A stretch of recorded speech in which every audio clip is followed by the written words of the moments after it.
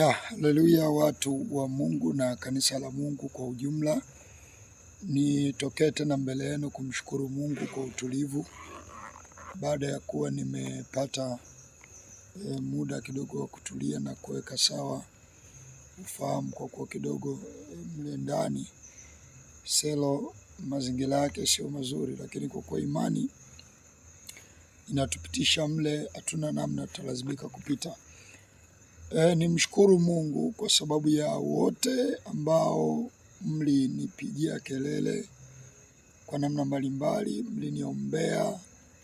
Nimeona post za watu Facebook, YouTube, nimeona piga kelele sana, lakini simu yangu ilichukuliwa na jeshi la polisi kwa ajili ya upelelezi. Kwa hiyo ndio maana baada ya kutuma ile clip ya kwanza ambayo kuna miongoni mwa watumishi alinisaidia simu niweze kuirekodi, sikuweza tena kuendelea kurekodi clip yoyote kutokana na mazingira niliyokuwa nayo. Nilikuwa naendelea kutafuta uwezekano wa kupata simu nyingine. Lakini mshukuru Mungu sana kwa sababu ya mioyo yenu watu wa Mungu. Mmenishangaza sana.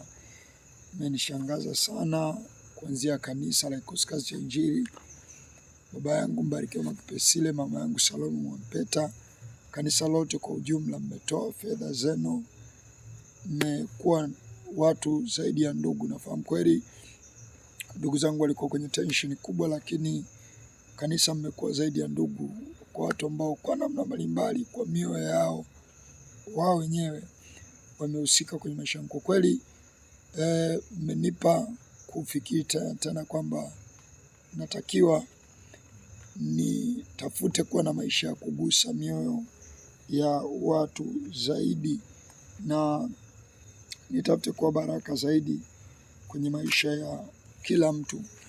Lakini pia kama unaweza kuona, hata simu ambayo natumia hapa sasa miongoni mwa simu tu ambayo unaweza kuona quality yake ya video ni kubwa, na kuna mtu wa Mungu ambaye amejitolea yeye peke yake, sio kwa kuchanga. Yeye kama yeye amejitolea simu hii.